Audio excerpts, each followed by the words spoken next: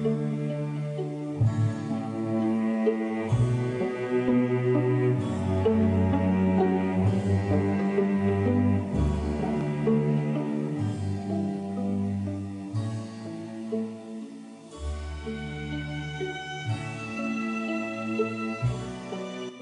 BN Publishing, you're about to hear the audiobook Relativity, the Special and General Theory by Albert Einstein.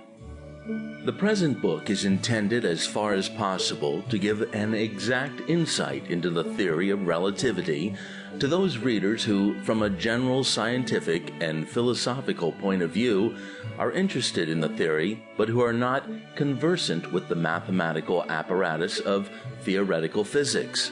The work presumes a standard of education corresponding to that of a university matriculation examination, and, despite the shortness of this book, a fair amount of patience and force of will on the part of the reader.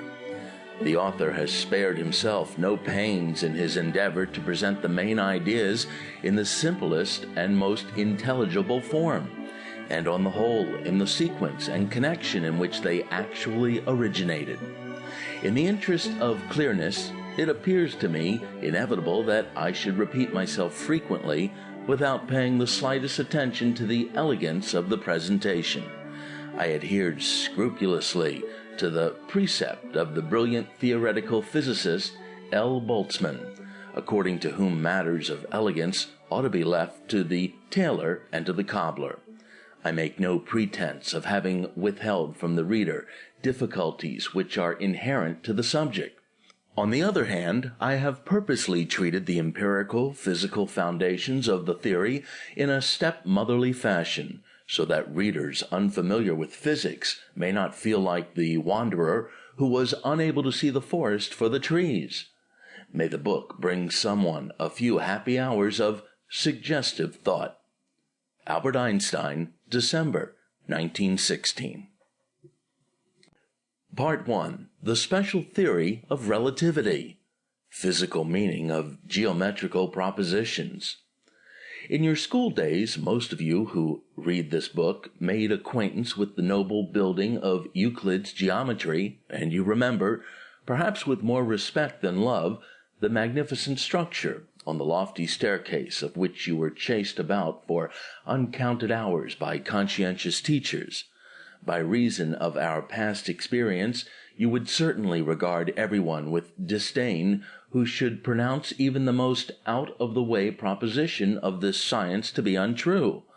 But perhaps this feeling of proud certainty would leave you immediately if someone were to ask you, what then do you mean by the assertion that these propositions are true? Let us proceed to give this question a little consideration.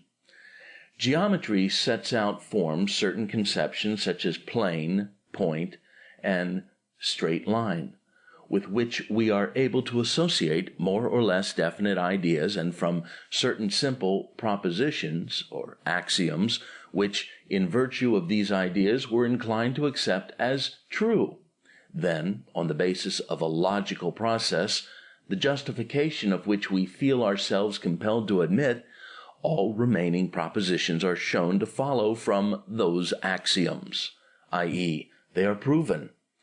A proposition is then correct or true when it has been derived in the recognized manner from the axioms. The question of truth of the individual geometrical propositions is thus reduced to one of the truth of the axioms. Now, it has long been known that the last question is not only unanswerable by the methods of geometry, but that it is in itself entirely without meaning. We cannot ask whether it is true that only one straight line goes through 2 points.